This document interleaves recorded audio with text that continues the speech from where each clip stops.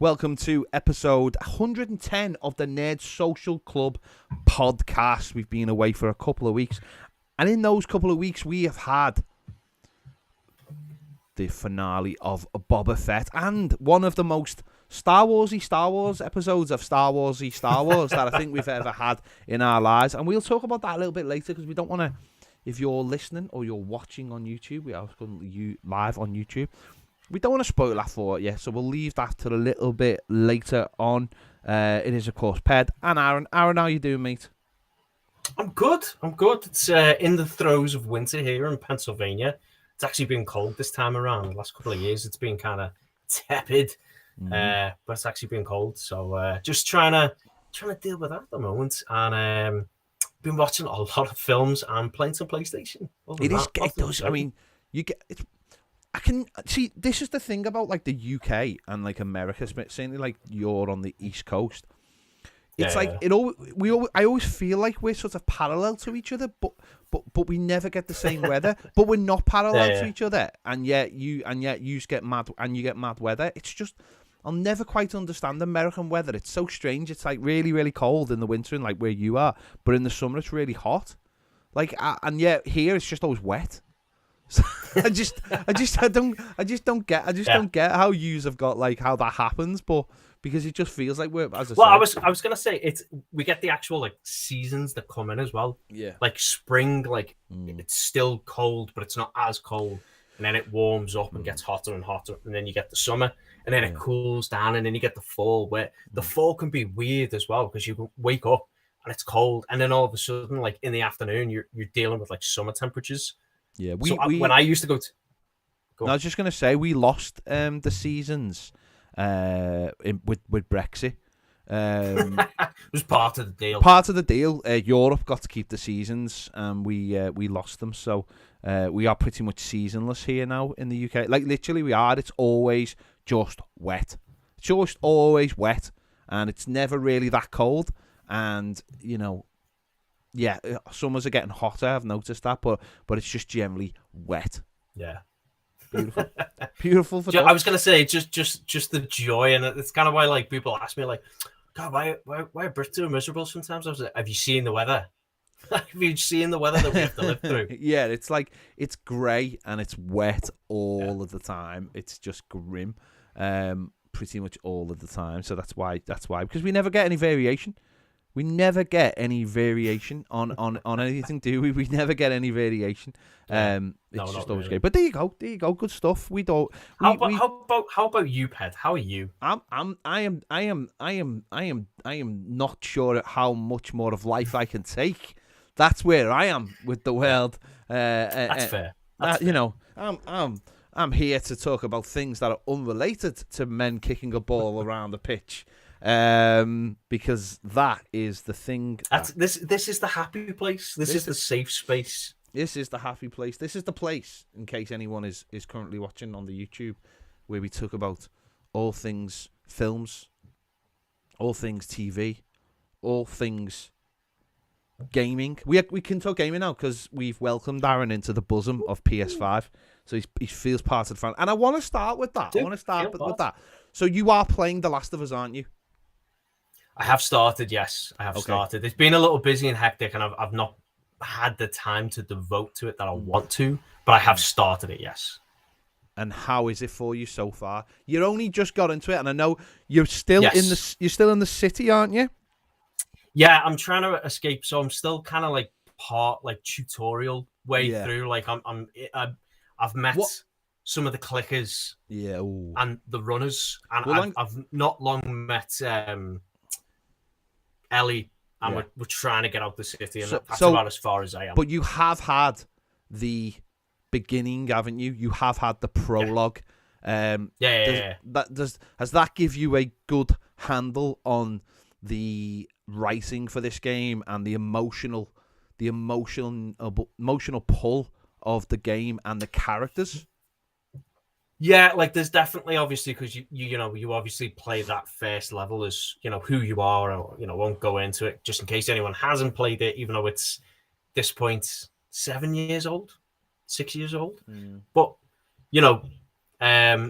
you can definitely see the elements of the story shaping up to foreshadow certain character building, and you know how that could be potentially hazardous, especially with the way the world's gone very, you know, post-apocalyptic and everything's a danger. And it's interesting because you have those elements, which is why I'm excited, like seeing part of this, like, oh, I can see how this is going to be a good show, and they can explore and expand more into it, because you've got those elements of kind of like the outside world and it, like how the society's still operating and those factions that exist with like, and again, I'm only partway into it, but with like, you know, the Fireflies and you know how people are running into these different little organizations.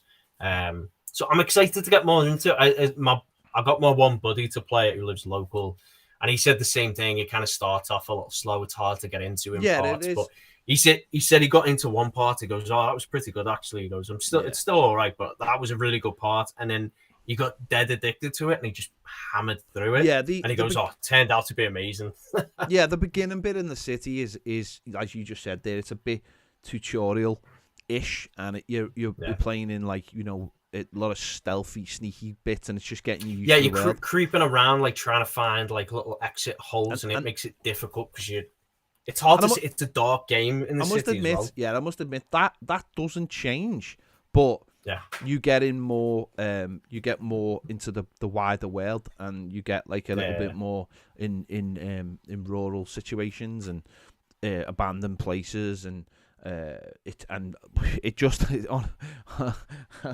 just brilliant. It's just really brilliant. But that's everyone. Obviously, I mean, I put up a tweet doing a poll, like asking people what I think the next game I should play is, because I finished Spider-Man, I finished all the DLCs, which was phenomenal. Such a good game.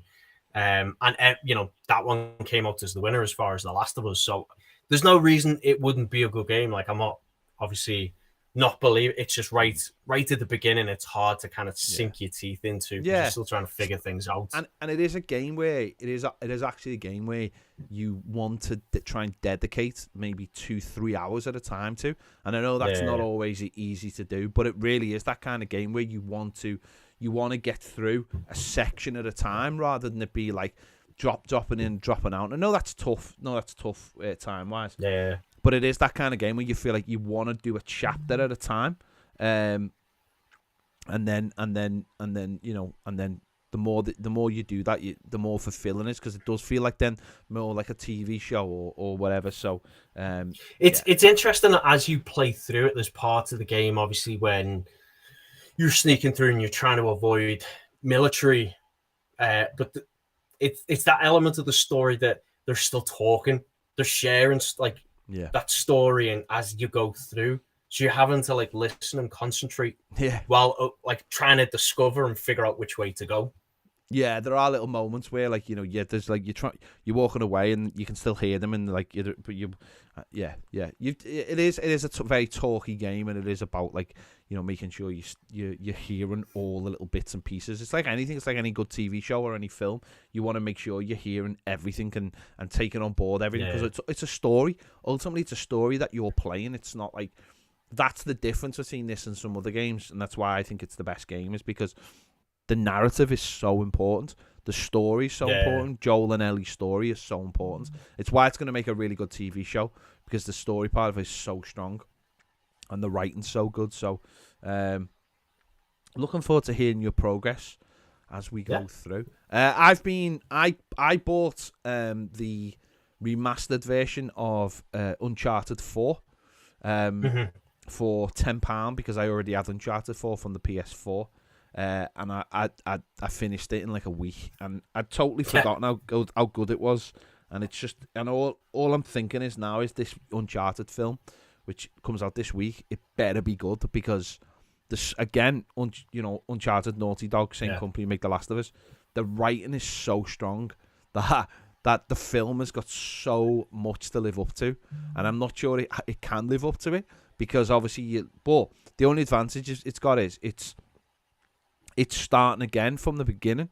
It's given the origin story, whereas like by Uncharted 4, you're coming to the end of Nathan Drake's story. And really, even in Uncharted 1, that's not the beginning. In one of the games, it's Uncharted 3, I think. You get flashbacks to when he was a kid. And in this, you get flashbacks to in Uncharted 4, you get flashbacks to when he was a kid as well, and the relationship with his brother and stuff like that. And they're dotted around in a couple of the games. So obviously the Tom Holland film is going to be an origin story, and how we meet Sully. And I mean, it makes a lot more sense if you've played the games, which I have, and I just love them. But the films have got a lot to look to. But I'm really hoping if the film does well, which I'm sure it will, because it's a strong brand. Tom Holland is brilliant. Mark Wahlberg is always quite funny in things, and it's going to be interesting to see how he plays Sully. I'm hoping that off the back of this, that we get another Uncharted game, and off the back of the remaster version, because the IP is so strong, the universe is so strong, and even though we mightn't have Nathan Drake, there's when you buy the remastered version, you get another game, which was a game that came out a couple of years afterwards, which is a bit like Miles Morales. It's that kind of size. It's not full game, and it's featuring 2 of the female characters that you've met in Uncharted 2 and Uncharted 4, and also his brother. And the characters are so strong, and the world's so strong that you don't even need Nathan Drake in it. So I'm hoping that the games carry on with those side characters, and Nathan Drake's gone away and retired, and maybe you sort of get that little cameo from him, and you play with these other characters, because it's just the gameplay in the world. And I'm hoping that the film and the remastered version extend that, because, as I said, it's such good IP, and it's such a good universe, a good world, that we can get some of that going forward. Well, I mean, listen, I guess that's going to be the interesting thing, because, like you said, they have the blueprint there, and for the most part, I think action adventure, treasure quest, anything within that genre, as long as it's done semi well, usually seems to perform. You've got the National Treasure series, people absolutely love. People are always up for going to see Tomb Raider type films, Indiana Jones. Everyone loves those. Especially with you're gonna go through a tunnel and solve these puzzles or something like that, and there's ancient Native American booby traps and stuff like that. We love it. We get swept up in it. You know what I mean? We also like the idea that there's still mystery in the world, because the world is now defined by what you can write on Google and knowing about it straight away, and we're all sort of like little geniuses, aren't we? Nazi gold and all, exactly. But there's no mysteries left, and I think these games and these shows still provide that kind of mystery that we all love. And the Tomb Raider games, funny enough, are the Tomb Raider film, because the Tomb Raider games, when they got relaunched, they essentially got relaunched as a female version of Nathan Drake. Essentially, they are the same kind of games. Everything's the same basically, and the Tomb Raider film, which I like, and the reason I like it is because the newer one, is because with Alicia Vikander, because there's so many beats from the games and you recognize them. But if you haven't played the new Tomb Raider games, you mightn't recognize those beats, and it's going to be interesting to see if Uncharted does that. And I know they've already have, because if you see the trailer and he's jumping out the plane and he's jumping back up, that's from the game. Essentially, that's been completely lifted from the game. So the Tomb Raider games got the jump literally on Uncharted by getting a film out first, because I know Uncharted has been in hell for a while trying to get this film off the ground. But obviously, once they got Tom Holland to play Nathan Drake, it's also that once you've got a big star on board, that really does propel it, and he's the right age to play him in an origin story. So looking forward to seeing. Apparently, did you hear some of the stories? I had some come out this week that Wahlberg was challenging Tom Holland to bulk up, so he completely, because he's off the back of Spider-Man and all that. He's not allowed to though, is he? Because he obviously has got to keep it. Well, he's not though, is he? Because he's got to keep a certain shape. He has bulked up a bit, he's beefed up. But he's at that age where some of that's going to happen naturally anyway. Yeah. So it's tough as well, and I guess it depends on what his future for Spider-Man's going to be looking like. But so far from what I've seen from the trailer, I mean, I'm excited. I hope it's it's decent. I'm a bit worried though, because there's literally no reviews of it yet, and it comes out in 25 hours or something stupid like that, and that's never Which is a good always sign. that's always a sign when that's never a good sign. The only reason they leave embargoes that late is if they're worried about spoilers or some sort of cameo or something to do with that. But I don't think that's that type of film, which doesn't bode well for its review status. No, I know. I just don't understand how you get a film like this wrong, though. Like, I'm not saying it is wrong. I don't know if it is or no. I'm just saying, how do you get a film wrong with this? It's got good actors. It's got, just stick to a formula of the games and you'll be fine. Yeah, just put some funny jokes in it and let the characters... Yeah, like it's not going to be like an award-winning movie or anything like that. It's just it's a popcorn flick. It's entertainment. It should do what it says it's supposed to do on the box. So and listen, like regardless, like there's been a lot of critic reviews lately which have like ripped films apart, and then the audience have got it and be like, it's not that bad. Like, what are you talking about? Like, bad. So sometimes critics are like really harsh on things, listen, holding it up to impossible standards. Yeah, you see this all the time. You see some absolute crazy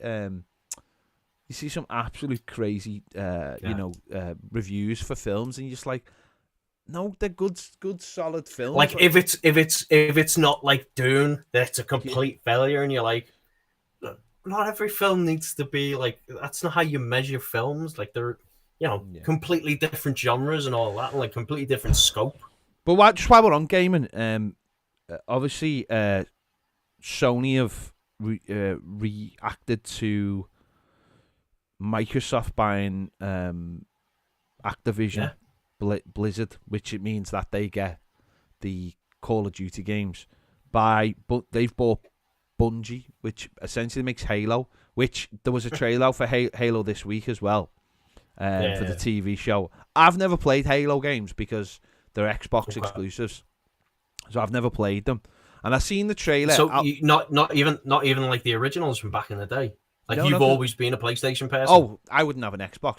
That's you might as well. Okay. No, I'm not even going to say what you might as well say I am. If no, I've never had an Xbox. I am Team PS all the way, man. I've had gotcha. Every single PlayStation. I've had the PS Plus. I bought the PS. My PS Plus came from Japan when you couldn't even get them in this country. Back in the day, honestly, I've been dedication. I've been true dedication. I've had PlayStation since 1990. I want to say 7 or 8. I think 7. Yeah, around. Yeah, I've had one from year dot, and I've always had them. I've had every single one. So, no, I wouldn't have Xbox. I never would have Xbox. Gotcha. Not while Bill Gates is doing the things he's doing. Jacked us all with 5G. So it's dead interesting that they're buying Halo, basically, and Halo's coming out as a TV show. I seen the trailer. I didn't make much of the trailer because I didn't really understand it, and it felt like a shitter version of Buzz Lightyear. Can I say that? It did. It does. It feels like once I'd seen the Buzz Lightyear trailer, I was like, yeah, these are just guys walking around with masks on, and I don't know. I haven't played the game, and I'm sure the game's amazing, by the way, and I understand it's amazing. Yeah. But because I hadn't seen it, I had played it, and then the trailer didn't really mean anything to me. Yeah. So it's. I mean, I find it interesting. It's just. It's almost like the Boba Fett thing, right? Like, you've got this protagonist that's all in a suit. Yeah. So it's kind of like, how do you play that out? But the story's kind of there. But yeah, like, the mystery is he gets recalled like Master Chief, and he's this special forces guy, the guy that you bring in when there's trouble, essentially. But he's, if I remember rightly, it's been a while since I played the game. Yeah, they're basically, it's almost like a super soldier designed to wear these suits, because like when you measure it, like the Master Chief next to a normal human, it's like it's huge. You know what I mean? They're big fellas wearing these suits, and it's just like, enhanced, almost like a mech, kind of like a mech suit. But they're the only ones that can wear them. Yeah. But you kind of find out early on, like, he's going in, he's got to fight these aliens and save these people and change the war. But like, there's more to it than that. But early on, like, he's just this kind of like weapon until, like, he kind of gets a bit of his freedom back and he starts to remember things. And Cortana, who's this little kind of like she's basically an AI system designed to help him be in his ear and kind of talk to him where to go. And that's how it was in the games as well with the mission. Oh, you need to do this. We need to get the files and stuff like that. So it just evolves from there. But there's a deeper story with what Halo is, and it can expand through it. And like you said, there's been loads of games. People love the stories. It's good sci-fi. I mean, it will be interesting though because it's very, very heavy special effects. Like you're talking aliens, you're talking planets and space travel, and that's what I mean. It's quite When I seen the trailer, I was a bit like, this doesn't look too dissimilar from a computer game, and then it's hard to bridge that gap with that little bit, So, especially if you're not going to invest in it to really make it feel like unique, to make it feel alive. We'll see, as opposed to a video game. Yeah, we'll see how it gets on. But it's just really interesting that Sony and obviously they're buying into Microsoft. Are buying all these companies, and now they're going after the big hitters. And it's not about the consoles anymore. It's about what you can play on them because they're so similar. So it's going to be interesting how they divvy these games up. Are they going to make them exclusives? Are they going to say, you start off as exclusives, but they get them? It's really hotting up, and obviously. The other side of it is PlayStation 5. PlayStation are looking to have an Xbox Live kind of thing coming soon as well. So that's going to be really interesting. So I think reportedly April. I think now that sort of the world is starting to get back to normal, and more consoles are getting out there, and more games are going to start coming out in the next year or so. I think that the console wars are really going to start hotting up again, and they're going to be trying to get you to pick a side, and it's going to be really interesting how they do that. So, well, I was going to say I text you that thing about Sony as well, saying I think it was the CEO said this isn't the last acquisition to come. There's more in the works, because apparently. This one had been in the works for like a year and a half. So it looked, with the timing of it, it looked like an immediate response to what Microsoft is doing. But these deals take ages. I mean, you're talking billions of dollars. Activision was bought for, 60, 70 billion, something like that. Bungie, I think, was 7 or 8 billion, somewhere around that. So, and Sony's now committing to saying, oh, we've got more. There's more acquisitions coming down. So, it's only going to get tighter and tighter. Yeah. Whether it works out as a business strategy, who knows? I mean, well, I'll tell you one thing. Something got revealed this week, confirmed. Rockstar confirmed that GTA 6 is in the works, and I just wonder whether anyone's got the bollocks to go after them and make them.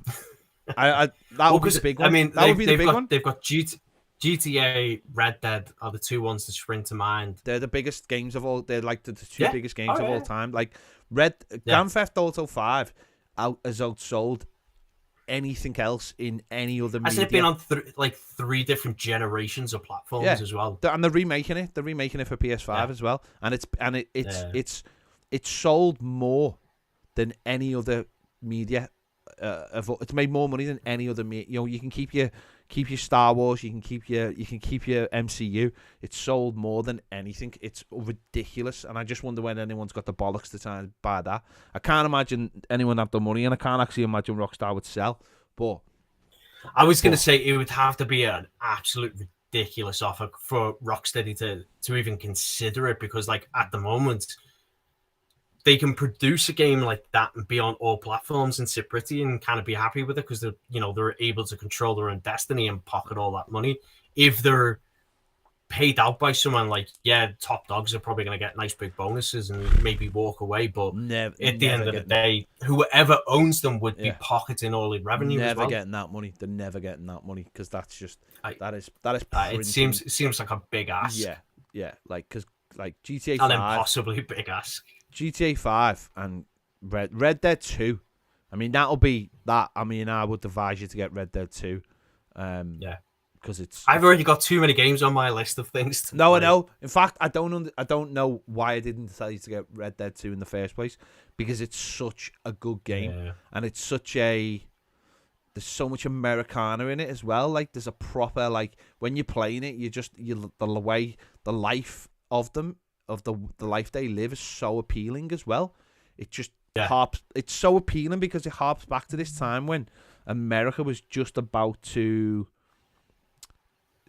become, the industrial revolution kind and of this guy being like, I don't want to leave this life. I want to live in this life. And I feel like there's a little bit of that in every generation. So it's an amazing game. So there's so much going on in gaming, and hopefully, that's another genre that always seems to do well. That like Wild West. I mean, it's Westworld. Like that first season was just so good because it just captures that element of it. When I was playing Red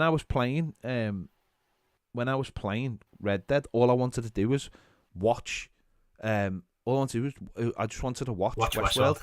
That's all I wanted to do. It's like it just. And when I was watching Westworld, because it is essentially Westworld is like Red Dead. Westworld, the first season, is Red Dead. It's just like that's in real life. Like if you could go out and live your fantasy. Yeah. Not all you can't do all those fantasies in Red Dead, but it was just like that's the equivalent of Red Dead in the future. Yeah. Like going somewhere, and then obviously Westworld turns into something completely different. And we are getting Westworld back this year, aren't we? Which I can't wait for. We are season 4. Yeah, I love that. What a show! Incredible. Can't wait to see where they take it.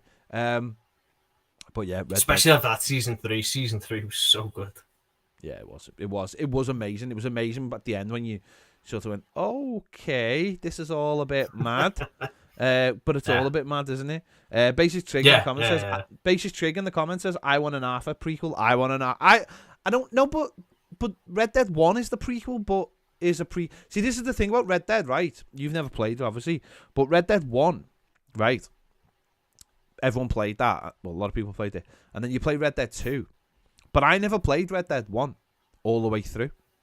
So after Red Dead 2, I went and played Red Dead 1. But Red Dead 1 is a prequel to Red Dead 2. So if you play Red Dead 2 and then play Red Dead 1, it's a continuation of the game. So it's So if you've never played either, play Red Dead 2 first, then play Red Dead 1. And honest to God, it feels like you're getting a continuation. It's so much better. And what's brilliant about it? Is they completely match up, and they're about 10 years apart or something like that. But they not maybe less than 10 years. But they completely match up. Now I know you can obviously that's not hard because you just write Red Dead 2 based off the information you've got from Red Dead 1. But it's amazing how well they match up the beats in it. So, yeah, definitely, if you ever do play Red Dead 2 and then play Red Dead 1. And even though the graphics I'd started Red Dead 1 on the Xbox, but I got pulled away. I was trying to play too many games at once and then just got distracted from it, to be honest. But it's something I will go back to. I was actually happy when I realised and went and played Red Dead 1 after Red Dead 2. I was happy that I hadn't finished Red Dead 1 in the first place, and I left it and come back to it because it is the actual sequel. It works better. It does work better, a lot better, because if you play Red Dead 1 first, you find out what happens to the characters essentially. So when you play Red Dead 2, you already know their fates in the long term. Yeah. So it's better if you don't want it. If you don't want it, it's brilliant, absolutely brilliant.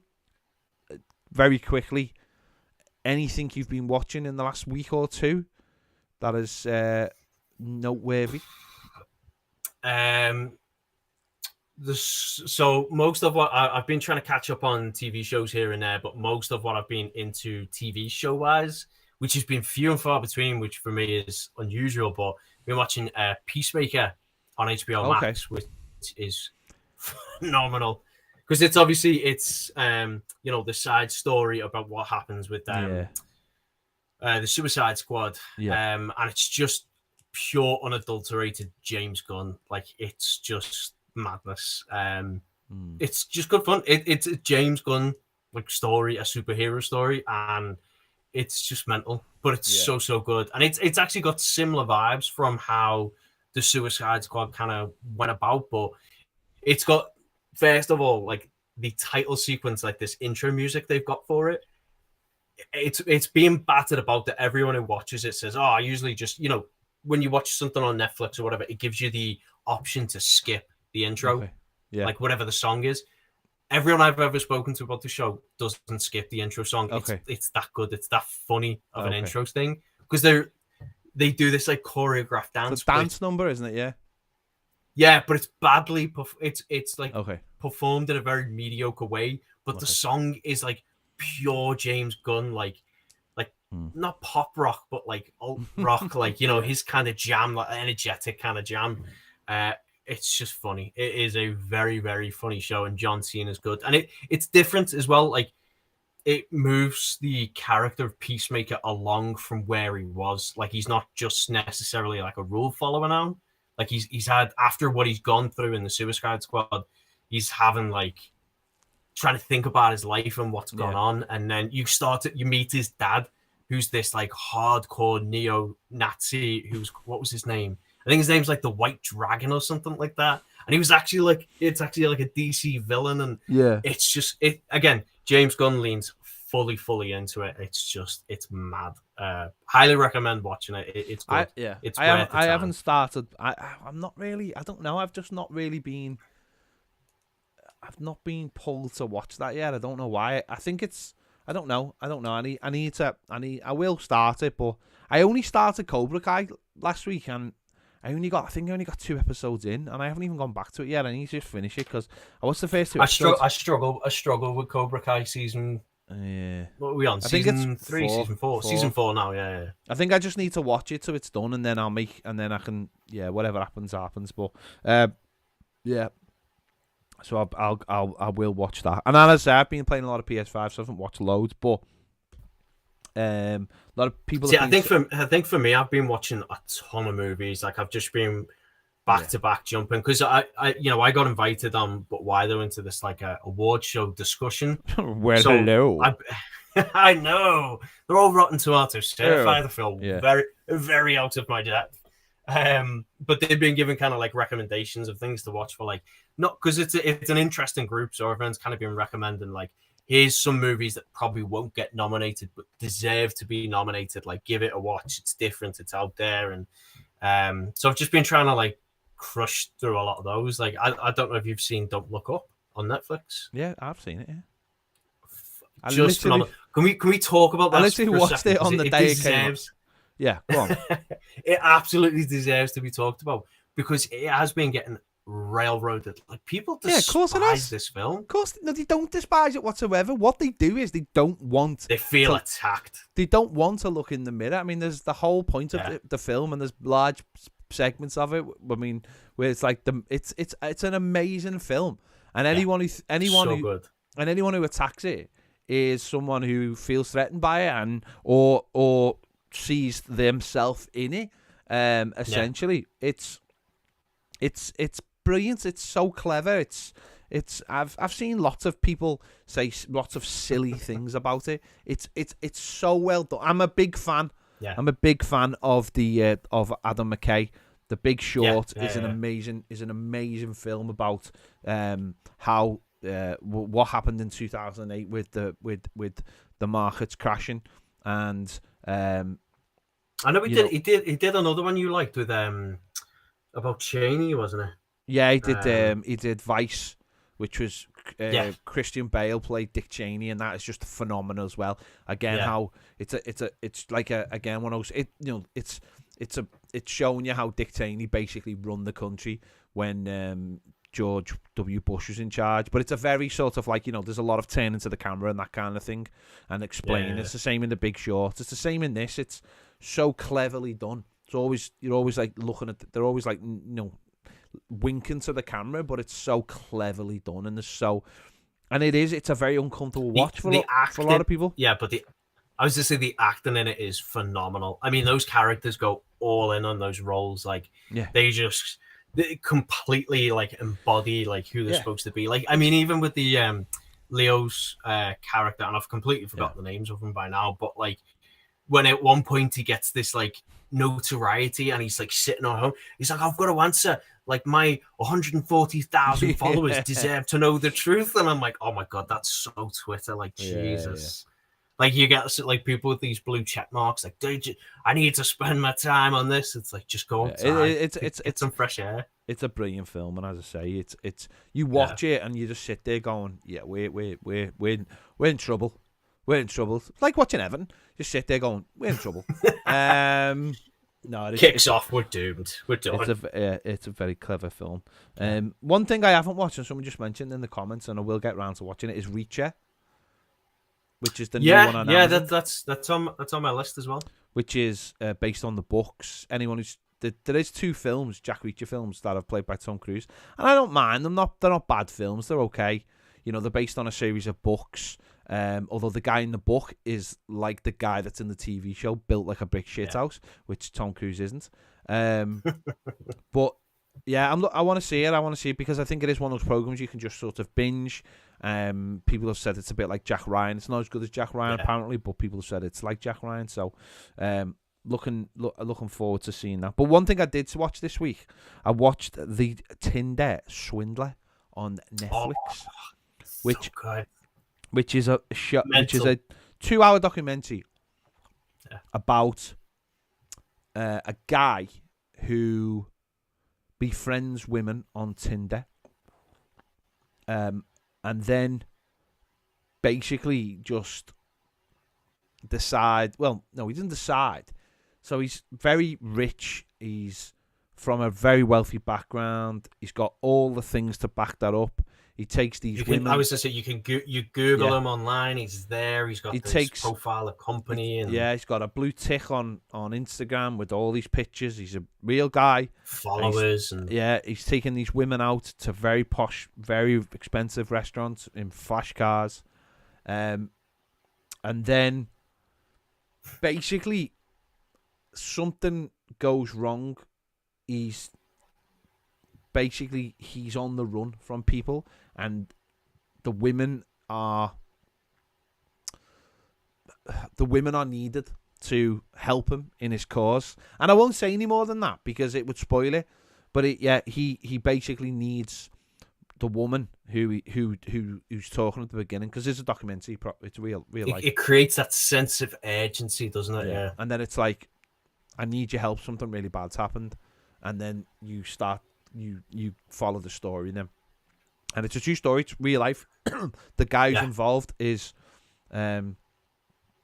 he's been speaking this week and stuff. But I won't say any more. But I thought it was really good. I thought it was really well done, and it was a really good story.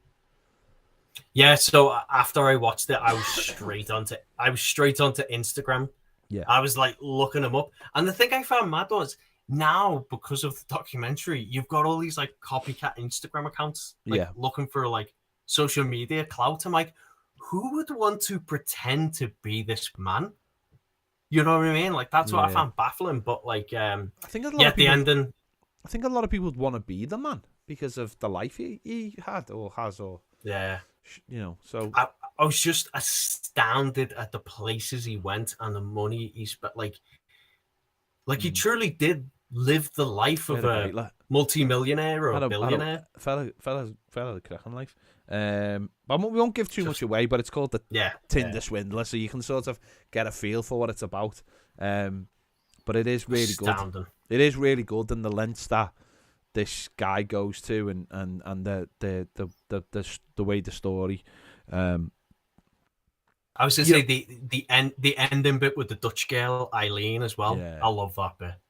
I thrived on that bit. It was so good. It was very, very good. So it's definitely... No one in the comments ruin it if you have seen it. What was good about it as well, though, it wasn't, even though it was on for 2 hours, it wasn't one of these Netflix shows that sometimes these documentaries that get dragged out too long over 4 episodes or whatever, when they could have been done in one. Yeah. I much prefer like a documentary movie that can just tackle the subject in one go. It was a bit like obviously it was a bit like Don't F with Cats, and it was a bit like the Fire documentary. That was the same director who said did Don't Fuck with Cats. Did the Tinder Swindler. The Fire one was good as well. I really enjoyed the Fire one. So it had that kind of feel about it, where you just didn't want to stop watching it, to be honest. You just wanted to know what was going to happen next. So It was really interesting, really good. So, and I've been, to very, be honest, very good documentary. I've been rewatching Succession as well with with the missus. So I've been rewatching that as well, and it's just it's just as good second time round. Definitely worth getting into. And I also started watching last week the new, and I didn't even know there was a new season of Billions. Okay. And they've replaced, obviously, the main, it's been, the main guy in it is being replaced, so, by another guy, so, I wasn't sure how that was going to play out, but the first episode was good, it's different. Damian Lewis was the main guy in it, but his wife died, so, in real life, so, I think he just stepped away from it, which is obviously, and they replaced him with another actor, which in the last season there was a bit of a crossover, and it's explained why he's the main guy in it now, and I don't know whether he'll be the main guy forever or whether Axe will come back into it, the character Damian Lewis plays, but the first episode was good, and hopefully continues that, because it's a great show. Billions, very, very underrated show. But we did get a we did get a trailer this week for Buzz Lightyear, the new Buzz Lightyear film. Was it? It's just Lightyear, isn't it? It's just Lightyear. Lightyear. We got a trailer for that. And I think it gives us a little bit more meat on the bone for the actual film. It looks like this colony is stuck in space, and Buzz will have to blast off into space to try and find a way home, by the looks of it. And it looks like while he's trying to get home, he encounters Zerg and his forces, and it looks, as we've said previously, it just looks a really good it looks like a really good way of developing that character, the real life character, or the film version, or whatever it is. We're not really I'm not really too sure what it is, but yeah. No, it looks really good. The animation looks solid, and I'm excited about this one. It looks really, really entertaining. Like Chris Evans is as Buzz Lightyear. I mean, even with the music mixed in and some of the visuals, like I'm genuinely thinking this is going to be a good Pixar film that's going to draw crowds out to go and see it, and it'll be interesting to see kind of like the reaction to this and what the plans are. Like, is this just like a one-time, like, oh, we thought we'd do something fun and see if it would work out? It, adds a little layer to Toy Story that, you look on it with fresh eyes now with the toys. Or is there, expansion to it? Oh, maybe we'll try this with like a Woody or something like that, do a Western or something like, or is, are they going to try and sequel out Lightyear and do something else with it? Create this like sci-fi figure for kids to go, follow, essentially, which is funny because they didn't really have anything like that behind them before. So it's interesting. Everything about it looks really good. The trailer was solid, so I guess we'll have to wait and see. Yeah, just before we move on to some Marvel stuff, Futurama's coming back as well, isn't it, on Hulu and Disney Plus? Just announced today. Yeah, there was a couple of big Disney Plus announcement today. I think they must have had a shareholder call. It's one I missed today, actually. So if you're into Futurama, that's coming back. The other thing I wanted to say, but what I have been watching, or I started it last week with the first 3 episodes, is Pam and Tommy. Oh, I want to watch that. Pam and Tommy has no right to be on Disney Plus in the UK. Oh my god. That's all I'm going to say. I heard rumors from a couple of reviews or things that snuck out that there's a certain, I don't want to say it's a voice cameo because I don't think it's right, but there's a certain voice addition for a certain character that's not himself. Yeah, there's a character in it, which has to be seen to be believed. Has to be seen to be believed. I've heard rumors about this, and when I heard it, I was like, this show is going to be mental. This show is going to be off the wall. All I'm going to say to you is there's a lot of practical effects in the film used for, well, put it this way, there's full frontal nudity for both of them, and both of them have got things added. That's all I'm going to say.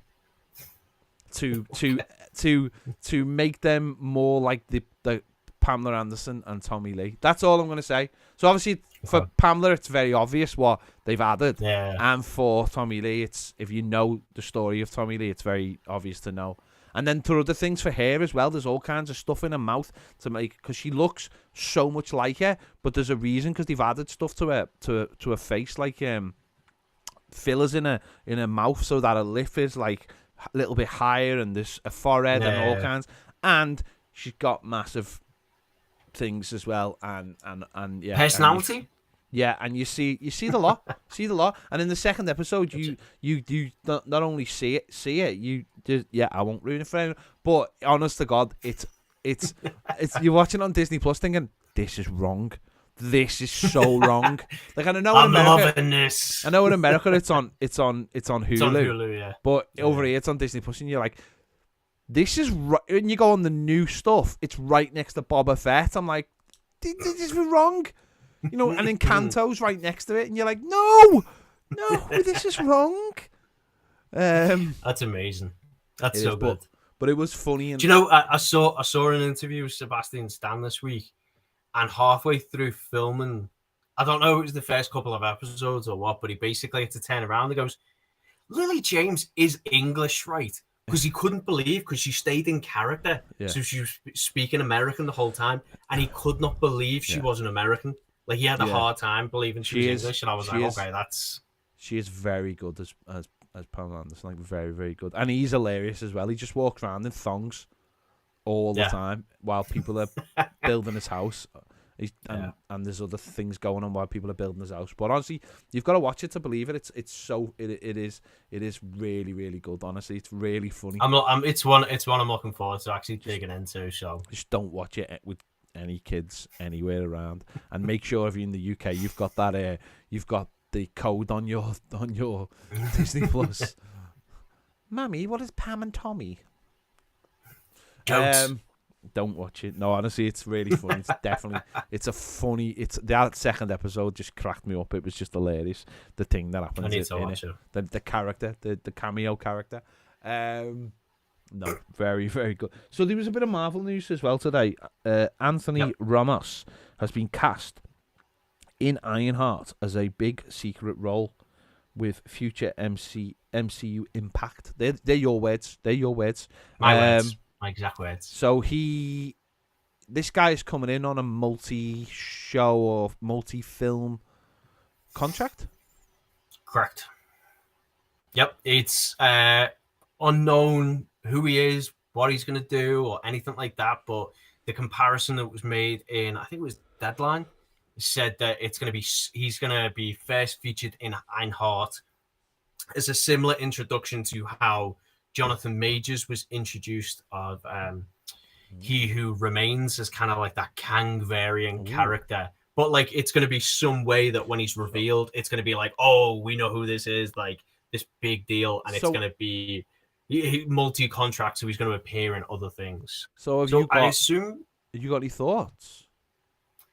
No, I don't know, because I was trying to think about it before, because I was going through my head. I was like, okay, well, Ironheart is basically like this young prodigy that's, great with robotics, basically finds, some Iron Man suit and kind of, rebuilds it essentially. And I was trying to think about it in connection with that, like, how would that play out? But I haven't, nothing springing to mind right now, because right now, like, with some of the stuff we're getting into the deeper bench of Marvel. We've gone past like kind of like the mainstream Marvel characters. Do you think so? It's going to be interesting. Do you think he could be a Skrull? And that's when he's a Skrull, that's who he is, and then maybe he morphs into other characters who obviously we've already met in the MCU, but he's a Skrull, but maybe he's a Skrull that you see the actor as well at times, but then you see the actor as somebody else at times. Maybe, but I mean the shape-shifting, I don't know, because there's been a couple of Skrulls here and there over time that have been kind of like gotten some notoriety. Like Talos is obviously a big one, but the only other ones that I can figure out that were ever given any kind of notoriety as far as in the Skrulls was the Super Skrulls, and they're the ones that not only can shapeshift but have they actually have the ability to get superhero powers as well. But they're gonna have. So it's hard because they're very interchangeable, aren't they? They're gonna have to create though, aren't they? They're gonna have to create a character though, aren't they? Going forward for the Skrulls, they're gonna have to create someone who is actually a character of his own making. That is a Skrull, but is his own kind of character. Because if they don't, then they're gonna be a little bit. We've got Talos, but we're gonna need someone else. We're gonna need sort of, the counter to him. And I don't know if that person already exists. So it could. I don't know if he's young enough to play this role. He could, but there's a character in the Young Avengers called Hulkling, who is half Skrull, half Kree. And he has the ability to kind of do that shapeshift, but he tends to morph into, like, he gave his name because he was big and green. Basically, he didn't know his Kree side. He only knew his Skrull side. His mum was a Skrull. And so he morphed into this larger than life kind of like monster. So he kind of mirrored it off basically Hulk, which is where he got the name Hulkling from.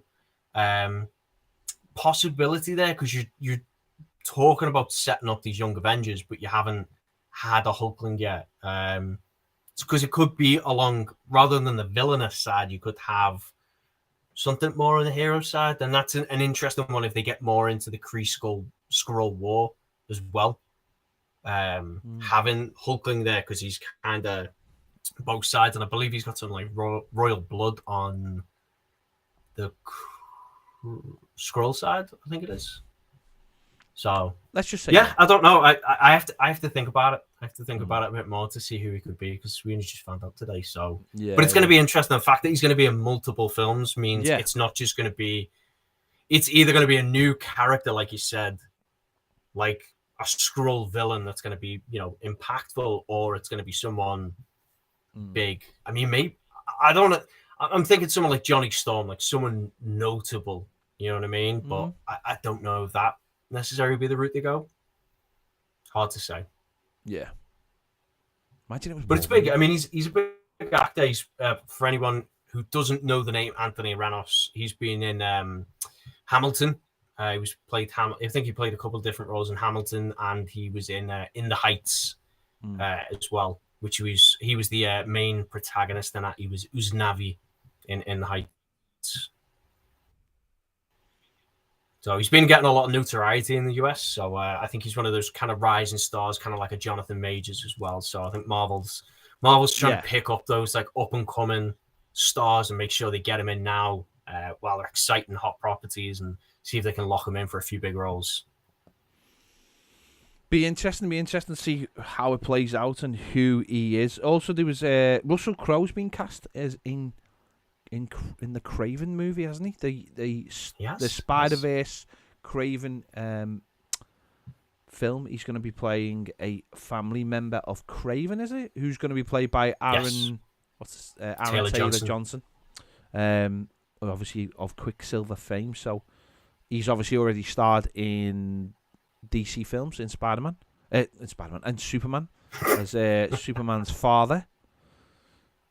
Yes. And he's going to be entering the Spider-Verse, which isn't quite MCU. It's sort of MCU. It's not quite MCU, but we're not quite sure where. I was going to say, do you want me to throw a span into this? Because he is going to be in the MCU as well. He's been cast as, I believe it's Zeus in Thor: Love and Thunder. Okay. So this is going to be interesting, because you can have Russell Crowe in MCU and then into Craven as well. So I think kind of that like further notion of kind of like whatever's going on with the Sony villains. It's we're not going to really get clarity, are we, till Morbius comes out? No, Morbius, I think that's fair. Yeah, because it's going to be interesting to see the Spider-Man element in Morbius, because there's been or if that was just kind of like a trailer thing to get people excited, because there's been lots and lots of talk, hasn't there, in the last week about Andrew Garfield getting a film, Tobey Maguire getting another film, them going into some other films. There's been lots and lots of talk, obviously, because because it's sort of like that sort of the Spider-Man No Way Home sort of no talk embargo is basically up now. It's it's free reign. Everyone knows what's gone on, and they tried to get an Oscar nomination, didn't get one. The Oscars suck, and there's been a lot of talk. And obviously, one of the things has been Andrew Garfield's come out this week, I think, and spoke about how difficult it was to continually lie about him being in it. But yeah, he said he's very eager to get his third film done and possibly turn up in other films as well. So that's going to be really interesting. Yeah. I mean, I think we're all at this point would be more than willing to see it, because that's the thing as well. Like, I feel bad. Andrew Garfield had a good Spider-Man. The first movie was good. The second, he was good in it, but the second one had it kind of lost track a little bit here and there. But I still don't think it was terrible by any means. I know a lot of people. It felt a bit rushed, didn't it? I think it felt just a bit rushed and a bit crammed, and they wanted to get everything into it to build the Sinister Six film and build it. They did it was the cardinal sin of making these films, is trying to. It's where the MCU, it's where the MCU got it completely spot on. Is that you just build one film at a time, you drop Easter eggs in for the rest of them, and that's why the MCU is as big as it is. Where everyone else, DC and Sony, have just got it have got it wrong in the way they've done things in the past. You go back to Spider-Man 3, the original one, they tried to do it, then they tried to do it to the Amazing Spider-Man 2. DC did it as well. You've got to let these films build and build and build, and let each character have their own time, so that you're not meeting them for the first time in a team-up film, so you don't need to have any backstory and you can get right into the film. Well, it's funny, isn't it? Because we were talking in the our text chat with our mate Eric, and he went back and watched the original, and was just like, "Oh, these are a bit cheesy. They don't really hold up." And it's tough because I can see that opinion that they don't hold up, but you have to view them as if it was 2002 when it first came out. Like, and we had nothing else. No, that was the biggest. I mean, I think the only thing that would come up before that superhero-wise was X-Men and Blade.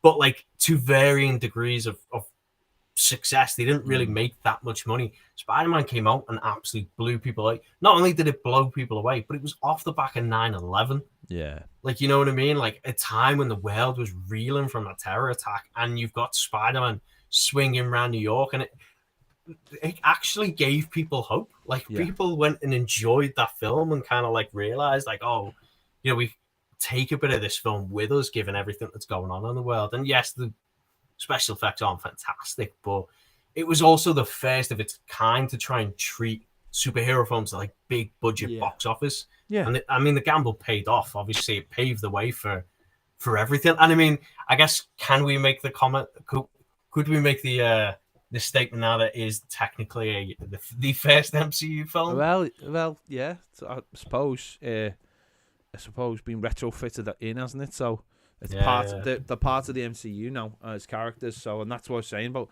Morbius. It's going to be very, very interesting to see how that works going forward. We'll find out. I don't think we got long left for Morbius. No, right? no, I think it's coming out March. Yeah. I think we've got the Batman first, haven't we? I think at the beginning of March, and then we've got that towards the back end of March because it was delayed. And Moon Knight as well. Oof. Yeah, absolutely. Let's move on to Star Wars. Let's talk about, just before we talk about Boba Fett, let's talk just this evening. A poster is dropped for Obi-Wan Kenobi. The season series is coming out. It's coming out on Disney Plus 25th of May. There's no trailer at this point. They're keeping everything very close to their chest. But we're getting it. We're getting Obi-Wan very, very soon. Look, earlier than I can't believe it's actually happening. Like, this year, I didn't think I think we both heard rumors, right? We both heard rumors that it was supposed to be dropping possibly May 4th, because I think May 4th this year is on a Wednesday as well. Yeah. So all series for Disney Plus currently drop on a Wednesday. So everyone's thinking, oh, naturally, that makes perfect sense. But I still remain very dubious that it was still coming out this year, because there's just been no word of anything. Very few like announcements or anything. Like, no off in the distance shots that these shootings going on, and I thought it'd been. I know it had gone through rewrites as far as script, and the script was too close to the Mandalorian. Like it felt very, almost too similar in what they were trying to accomplish. So they tried to go back and rewrite, and then Hayden Christensen got asked to come back as Darth Vader. So, and now from what I have heard, at least, is that I'm thinking that there's going to be elements of the video game possibly canonized, to be honest, because obviously not long ago we got some appearance from a certain droid, and I've heard that someone's been cast as Grand Inquisitor, which comes from comics, I think the games as well, and the animation with the Grand Inquisitor. I think he first appeared in Rebels. Yeah, I think so. Yeah. So, and then you can see how those elements play into to certain video games as well. So I'm thinking this could be quite epic. I'm just hoping, because it's a limited series. Like, it's tough. Like, I just want it to be good, done right, and just fit. I'm nervous though. No, I think they've took time of it, and I think they've got the people involved, the right people involved. It's just going to be really interesting to see how it's done. Whether we're going to get Darth Maul stuff in it. Whether we're going to get, how much we're going to get Darth Vader, and how that's going to work. And it's obviously going to have to be new stuff, new canon and all that. But listen, we're getting Obi-Wan exactly the right age from the prequels. We might get a little bit of Luke, but we know we're going to get Luke Skywalker as a kid, and hopefully we get a little bit of Maul as well. We don't know whether it's going to be all set in one time, or whether we're going to get time flash forwards, so that you may see what happened between Maul and Obi-Wan in the future. Saying I suppose it depends if it's only going to be a one-off season, or they've got plans for another season with that. We don't know, because Maul he'd be such a wasted character not to bring into live action. Obviously, we got a little bit of him at the end of Solo, and he was obviously in Clone Wars. Yep. It would be a massive not to use him, because he's such a good character, and the way he moved on in Clone Wars from what happened to him in the Phantom Menace, he deserved that. Well, especially because there's the opportunity now to kind of reignite what they started with Crimson Dawn in Solo. Yeah. Because you've already introduced through the likes of Boba Fett, and other films, you've had like Spice, you've had the Pike Syndicate, the different crime organizations that exist around the galaxy. So something like that would be kind of interesting to pull in, because now you've got immediately off the back of a world where Jedis don't exist, and you've got this new Empire order that's ruling the galaxy, and any remaining Jedi that exist are being hunted. I was going to say, that's the really intriguing thing, is it goes to a period that we haven't seen. We only saw briefly at the end of Clone Wars, and we saw a little bit at the beginning of Bad Batch. The Bad Batch is this period of time where the Empire had just taken over, and are trying to, are putting order into the galaxy, and how they are, going after the Jedis. And we've seen a little bit of it in Fallen Order on the PlayStation. The game anyway, which I don't know if it was on other things, but we've seen a little bit of it in the storytelling in that, is again that period. We've seen it in Rebels as well, a little bit of it in Rebels as well, and it's such a cool period of time because it's so unexplored. And now we're going to get to see it from the point of view of Obi-Wan, who's a huge character. So I can't wait for the first trailer. It'd be really interesting if we didn't get a trailer. If it was just like, because why do you need a trailer? At the end of the day, why do you need a trailer? It's Obi-Wan Kenobi. Why do you need a trailer? Like, you don't. I mean, it's interesting, because I was having a discussion online with someone about could we possibly see a trailer coming for the Super Bowl. And someone Yeah, made we the could, point yeah. of like, it's Obi-Wan though. Like, Yeah. does Disney really need to pay the money for a Super Bowl commercial? Like, they could drop this right now, and the whole internet will go bonkers for it.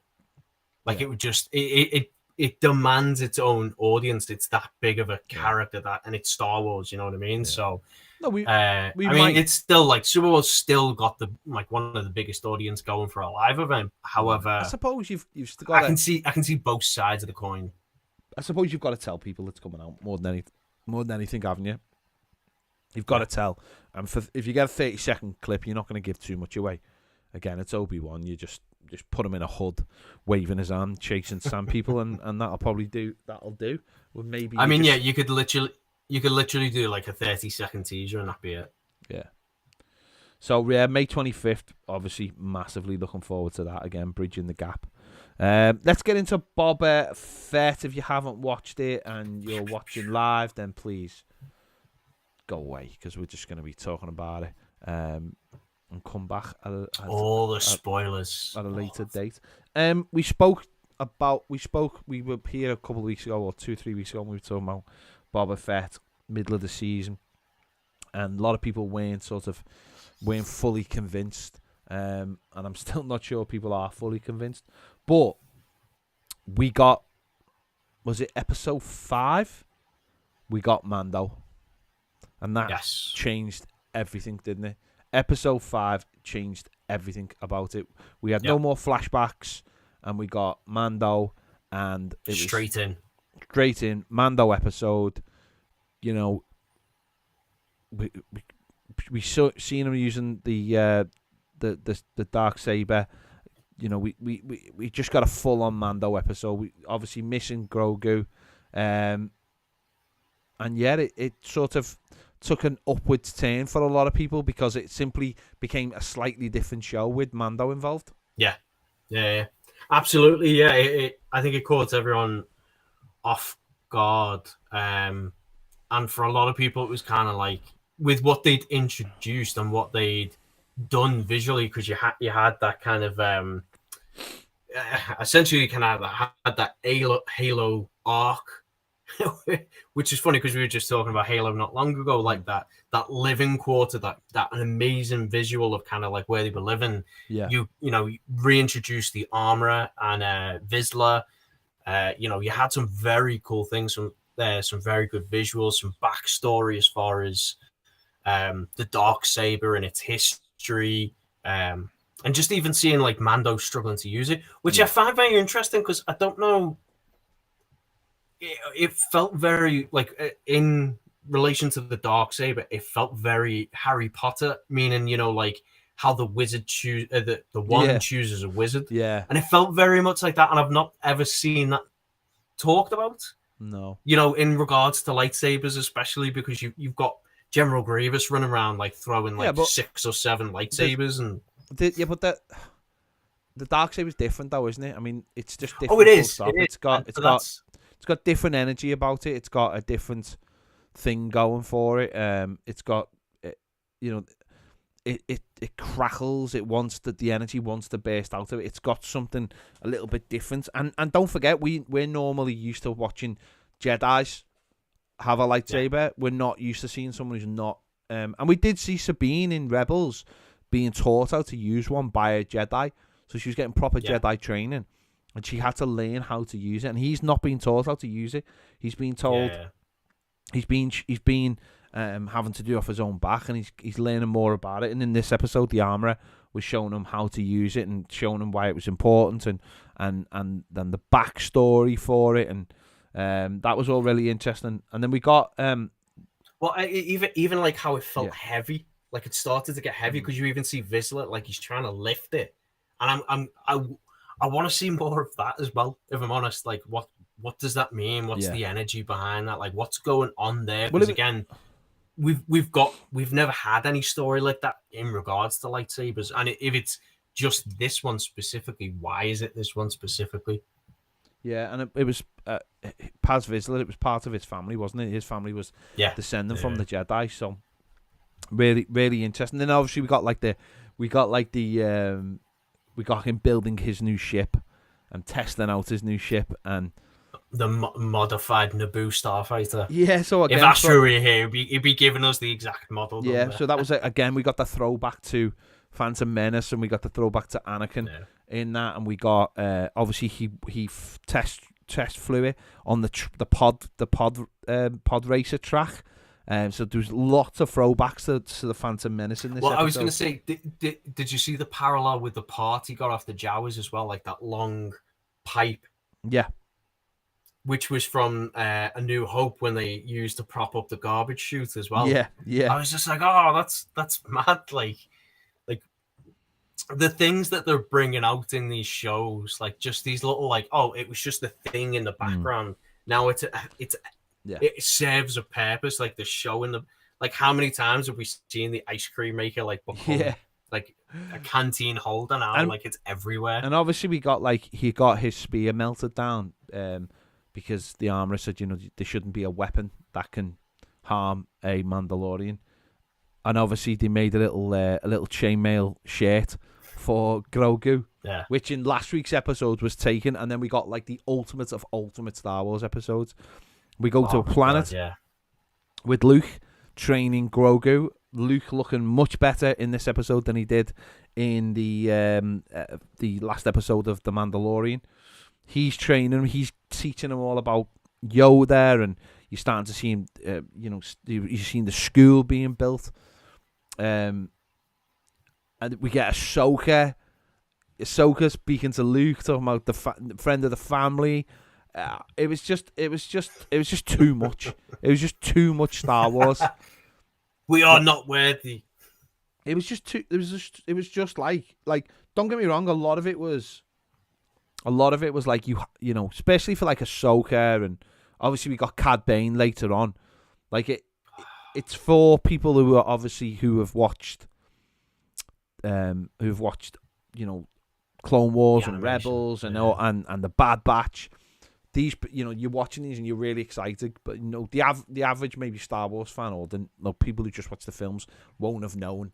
I won't have known Ahsoka apart from now, obviously seeing her in the last season of Mando, but like Cad Bane's huge, absolutely huge. To see him in live action, that is like huge. We're getting all these things brought into canon, into the real world canon, and it's just it's starting to, the doors are just opening, aren't they, so much for all this great stuff.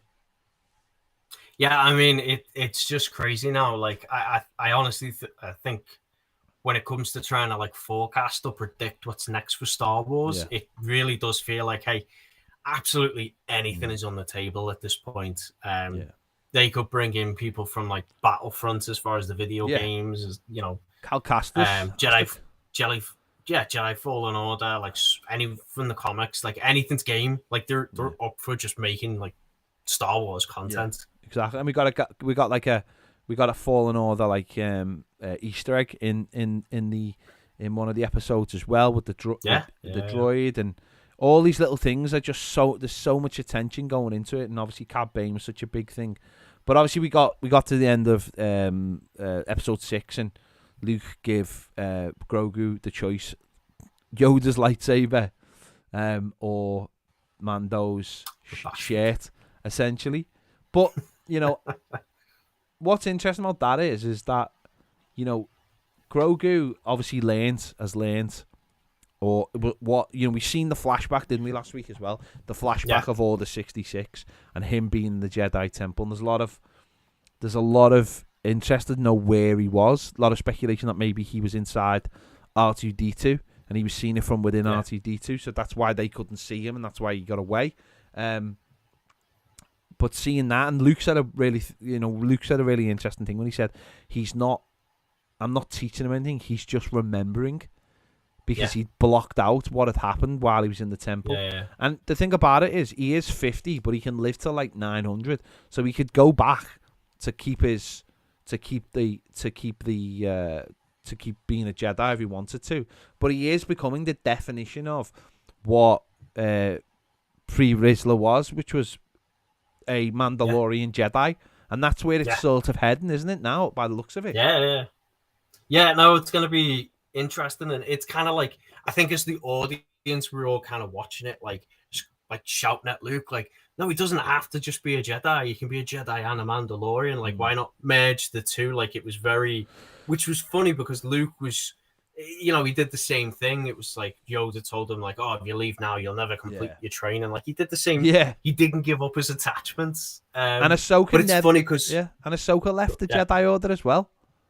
So there's becoming like a very grey area of what is a Jedi, because there's no, and obviously Luke, what we do see as Luke goes forward and gets older, we start to see him have that as well. We start to see him, and you wonder whether Grogu's decision is, which obviously we see his decision in the episode 7. You wonder whether that was the beginning of it, maybe him starting to have those doubts, or it might have been Ben or whatever, just him starting to have those doubts of what a real Jedi is, because Ahsoka's not a Jedi. He left Yoda, as you said. Grogu's left halfway through, and it's like, and he's seen the Jedi Order being hunted down. So what's the point? And I was going to say, I think he had to be like that though as well with Grogu, because otherwise it kind of undercuts where he is in the future movies. Oh yeah, of course. He has to have that, like, not redemption arc, but the realization of kind of like what I thought was so short-sighted. It's a Jedi or the Sith. Like, it's all, hogwash. It's the Force. Like, like it's being it's all indoctrinated, like follower stuff. We've lost the point. And also, it's that thing of like, is. And it's also the thing of like, he's living on his own on an island, and it's that thing of like, well, Grogu needs Mando. Mando needs Grogu. They're a partnership, and obviously in episode 7 we get, obviously the end of episode 6, Cad Bane. We see him for the first time. He goes to Freetown and puts a few laser bullets in. I shot the sheriff. Yeah. Which was a great introduction for him, and again, he's one of those characters that, if you followed, as I said, followed the cartoons and stuff, you'll be well aware of him. He's a bit of a legend, isn't he? In the cartoons. Did you when he was walking off and when he was walking up in the distance, did you think it was going to be him, or did you have what were your suspicions at that point? I guess. No, I had a feeling it would be him because not watching the Bad Batch not so long ago, and there's a lot of speculation, obviously. A lot of speculation because of the battle it had, and they hadn't finished an episode of Clone Wars and stuff. So, and obviously I think the way they shot it as well made it feel very Western and cowboy. And anyone who's watched any animated Star Wars, that's immediately where my mind went. Like, because you couldn't make it out in the distance, but you see that kind of like lone samurai type cowboy walking up, and you're like, that's Cad Bane. There's no way that could be Cad Bane, and then he comes, and you're like, no way. And they got the same voice actor as well. And then he puts a bullet in Cobb Vanth, obviously. So, So, and then we get to the last episode, and obviously, just a big kick-off, lots of double crossing. Mando, doing his bit. Obviously, Boba Fett, jetpacking all over the gaff. And it was a bit of a strange. It was a good episode. It was a bit of a strange episode because at times I felt like it was a bit empty, and a lot of like just continuous fighting without there being too much structure to it. But it helped get lots done very quickly. We got everything dealt with. We got the syndicate dealt with. We got the people who double crossed them dealt with. We got to see the Rancor, get him riding the Rancor, which is amazing. We got Grogu coming back in a X-wing Uber. We see him use the Force. It had a bit of everything, didn't it? We had the standoff with Cad Bane and Boba You had Fett. the big mech droids. You had Chrysanthemum, like doing crazy Wookiee things, and just. And then at the end we got Cobb Vanth in the back the tank, healing and getting a little bit of repairs done as well by the The mod. The mod, yeah. Yeah, just a crazy episode. So I guess my question to you is, how do you feel? How do you feel about Boba Fett now that the show is done and dusted? Like, did it meet your expectations? Like that? Do you think it was a good show? Yeah, listen, I said the other week that I really liked his origin story, and I really liked the fact that he went, he got her redemption himself. Like he was reborn out of the Sarlacc pit, and made up. We got to see all that, and made up. We got to see him then. You know, he killed the Sarlacc. We seen, you know, using the Slave One. We got to see him sort of get a new understanding of life with the Tusken Raiders, and then what happened to them. And then I wasn't, you know, I know a lot of people didn't like it, and the story in the present wasn't. There was very little there, was there really? There's very little in the present. It was just like, you know, him protecting this town on Tatooine. And I know a lot of people don't like the idea of being on Tatooine again when there's so many places to explore. And maybe after Obi-Wan, maybe we don't come back to Tatooine. But I think the introduction of so many good characters, the introduction of Mando, getting Grogu, him back, and, you know, having all these side characters coming into it that we've met before in either the comics or the cartoons. I liked it, and I think it gives, you know, at the end, Boba Fett has got a real sort of, there's a respect between him and the people who live there, because he's done the right thing by them, and he's protected them, and he's trying to get spice off the planet and all that kind of thing. So I just like that what we got is... Get the spice off the streets. Get the spice off the streets. What I liked was, you got a definitive sort of answer of what has happened to Boba Fett. You got the backstory. We now know how he survived, what happened to him in the desert, and that he's a sort of reborn character, and he's not. And I know a lot of people probably want him to just continue being this mysterious character who barely ever spoke. But let's be honest, the minute George Lucas let Han Solo whack him on the back and his jetpack go off and him go, that sort of destroyed the legacy of Boba Fett for me. He became a bit of a joke character. So I think this has restored his character, his mystery. And I think now, whether we come back to him, I don't know. He might be someone who just pops into the Mandalorian series. I don't know, but as I said, you've got to see all these cool characters. You've got to see a Rancor being ridden. You know, you've got to see Mando coming back, Grogu, and for me, I thought it was good. Listen, it's just another piece of Star Wars. It's a good piece of Star Wars. Does it change the world? No.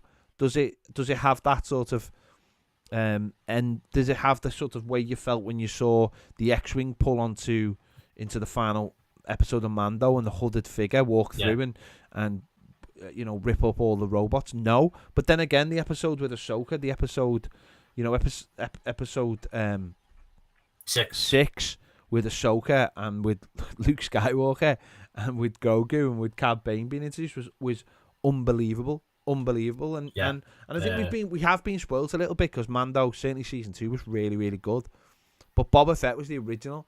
And as we go further with the whole Mandalorian lore of there, because there's that whole race is such an interesting, you know, story. You got Boba Fett. I was to say, we haven't even scratched the surface there as far as live action Star Wars. You got them showing how they bombed Mandalore, and you got all more and clues to what's been going on.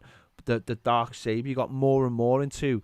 You know, we're going to find out more about we found out more from the armorer. We're going to find out more from the other side with the Night Owls, and we found out that, you know, the more about the dark saber being basically a bit of a poison chalice if it's not won in battle, and all these kind of things.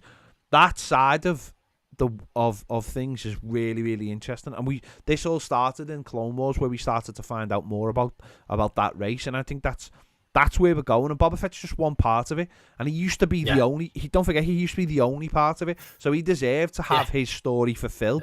And now what we're going to do is we're probably just going to leave him behind, and we're going to move forward. And we're going to move forward as how the Mandalorians get their home back, and where does the dark saber go, and what does Mando? Mando doesn't really want to fight anyone, but he might have to. So it's going to be really interesting moving forward now. Well, I was going to say, and I feel like it was kind of foreshadowed in a bit of the finale, as far as like I think Boba Fett turns around to him and he says like, "Oh, you believe all that nonsense?" Yeah, you know what I mean? He's like, "You're into all of that bullshit." Yeah. And he basically just says, "Yeah, I kind of am," but like there's constant nods throughout, Mando season 2 into Boba Fett of this kind of like challenging his core belief system as this foundling and like what it means to be Mandalorian, like when he's already met like the owls and stuff like that. So like he's starting to get this expanded world of actually there's more to Mandalore than he's getting both sides, and obviously the armorer as well told him, she asked him, did you take your helmet off, and he said and he said, well, the only way to get to redeem yourself is to go back to the planet, to the mines underneath it and stuff. And now so now maybe that'll happen, and we're gonna find out more about, will he end up being, how far will he go, or will it be a simple case of at some point Grogu will become the Mandalorian Jedi, and I think he's got to have his little Mandalorian helmet and everything. And I think that's what everyone's sort of hoping, isn't it? Is that he ends up being he fulfills. He's a foundling. Yeah, he is a foundling at this point. I think everyone's hoping that he will fulfill both roles, and we'll have to see. And I liked it. I enjoyed it, and I don't. Again, I'm not one of those people who puts loads of pressure on these things to be amazing, because it's like with Hawkeye. It's like loads of people at the end are like, oh, why didn't he do this and why didn't he do that? It's like, well, there's gonna be more episodes of Hawkeye, or there's gonna be more episodes with the characters who are in it. You know what I mean? There's going to be more episodes of Mandalorian that may feature Boba Fett coming into it. I don't think you need to know more about Boba Fett. You know his story now. You know how he survived. But Mandalorian will take you forward. The Mandalorian will take you forward, and you'll get more. You'll get more out of it, and it's not going to stop. We're going to get more, and we're going to get these characters are going to come in and out now of it, and I just look forward to that without thinking, oh, well, they should have done this and they should have done that. They might be saving some of that stuff for the, look at the first season of Mando. First season of Mando was like, there was a few like nice little nods, but the second season, it really went for it. It really went for it. I mean, the first season was like, when you think about it, the first season of Mando was quite tame, but the second there's a lot of like, adventure of the week kind of thing that you could easily like pluck out to the whole season, and you lose some of the character development, but for the most part the overall plots, they're still like the main plot is still the same. So no, I enjoyed it, and as I said, I don't put too much pressure on these shows. I don't need everything answering, and I just find, and it's just, but the same, like as I said, episode 6 was just brilliant to get all that rich Star Wars goodness in one episode. I feel like they're doing a very big job of like world building. Almost like it feels like a re-world building. Well, don't forget, like, we're gonna get Ahsoka. We're gonna get more Mando. So when we get Ahsoka and they go and look for Ezra, and Thrawn's in it, and suddenly we're gonna go to more planets, and we're gonna go to more places, and then you got Mando on his side of things. This isn't stopping anytime soon. This is, we're gonna get 3 or 4 seasons, I imagine, of Ahsoka at least, because she's just huge character ready to explode. And then once you hit like the Mando and like the Night Owls, do you get more? Do they get their own series? Is there going to be more characters who come into it from that you're going to love? You know what I mean? And then Sabine and Ezra and these kind of people are going to come into it. We're going to get a mix of Rebels, and who knows? Tamar Morrison might come back into it and start playing some of the characters from the Clone Wars, because ultimately, he said he's actually up for that. He'd love to come back and play some clone characters. Which if he comes back and plays Rex, I mean, that'd be amazing. Exactly. So I mean, there's plenty of opportunities for Tamara Morrison to come back. Exactly. So I think I think it was good. Maybe it didn't meet everybody's expectations, but it's always hard when you've got a character who's been out there for 40 years and really has no story. So everyone's been creating the story for him. And then you've had the comics and you've had little bits and pieces. Is how he escaped now definitive, and that's it now. That's canon. But there's always old stuff. There's always stuff what he did before the Empire and all that he could go back to. You know. I mean, technically he's still alive and he's still around and about when Obi-Wan's going to be taking place. He's going to be a kid around about then. So exactly. You there's a period of time when he's growing up. I know you just don't take the helmet off, and you don't have to. And you just get the actor to do the voice. He doesn't take his helmet off, and you can use him for more. You can use him for more stuff. So no, I liked that anyway, and it was good, entertaining Star Wars. It's going to be interesting, like you said. Like there's a lot of other properties still kind of in the works, and I'm kind of hoping they still find a home or a path for Rangers of the New Republic, because I know originally they had intended to use Gina Carano as the kind of vessel to kind of take that show on and be the main lead. Either she needs to be recast, which I'm honestly at this point fine with. Or maybe kind of have someone like a Cobb Vanth lead that, you know what I mean? Be like kind of like. That's the thing. Why show Cobb Vanth? Why show Cobb Vanth in the back tank if you're not going to use him again? And he's such a brilliant actor. Timothy Olyphant is such a brilliant actor, so charismatic, and just you want to see him. So he's going to come back as well. So there's loads that they can do with this, and you're introducing all these characters now. They don't have to have their own seasons or anything. You can just pop up in one episode and then leave, and then there's so you're creating you're world building, you're creating the universe, you're creating all these characters. Even bringing in someone like Black Chrysanthemum, like he was a comic book character, but he has a lot of ties with the underworld of like crime throughout the galaxy with a lot of different characters that are big Star Wars fan favorites for very deep cut, like Dr. Aphra, that they could introduce. And Dr. Aphra is just the bonkers characters, and people that exist in her world are also crazy. So it'd just be interesting to see them kind of explore some of that as well. Also, one of the things from Mando, which is sort of being forgotten, is why the Empire, or what was left of the Empire, was so determined to get hold of Grogu. You know what I mean? There's like that's still there. That's still there. Why did they want Grogu? Like that clone, because they were using the clone technicians as well. Exactly. So it's the link between the clones and getting to, what happened in the last Star Wars film. It's honestly there's still a lot to explore. Lots and lots to explore. And I think we've only absolutely. And it's interesting because it was I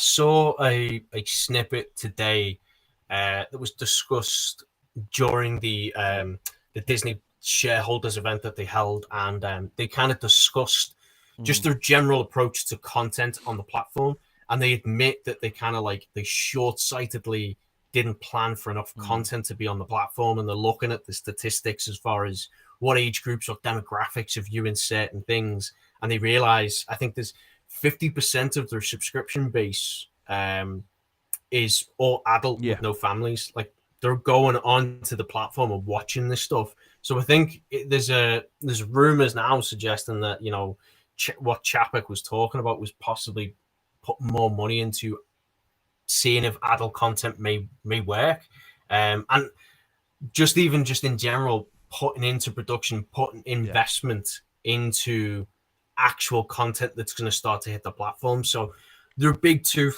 franchises right now is Marvel and Star Wars. Do it. So it's either igniting that whole thing and making sure it hits Disney Plus sooner, which obviously it's going to have to work with the stories and the movies and stuff like that, which is going to be difficult. But I mean, there's other avenues they can explore. Like I heard this past week, they're doing they're bringing back Goosebumps as far as a live action show. I know they're doing a Percy Jackson thing, which was like a young adult, Greek gods in the modern era.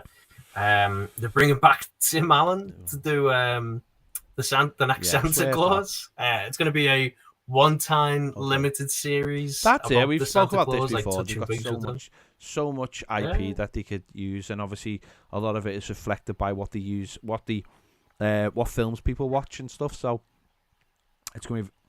Oh, and there was casting news this week from National Treasure. Catherine Zeta-Jones is rumored to be a villain. Bad guy, and she'd be playing a really good bad guy. Oh, there you go. We just throw news at you all the time, coming at you from all different angles. There you go. Listen, if you want to keep up to date with everything that's going on, make sure you check out our socials. It's at Nerds Social Club, and on there as well, you'll find the link to our Discord where we are chatting about all this stuff 24 hours a day, 7 days a week. There'll be something for you to chat about, whatever you're into. So make sure you check that out. If you want to listen to this in a podcast form, if you're not listening to it in a podcast form, make sure to check out wherever you find your podcasts. And if you want to watch it in the YouTube form, it is available on the Toffee TV YouTube channel as well, where we're doing this currently live. So there you go. Thank you for watching. Thank you for listening. And we'll see you really soon.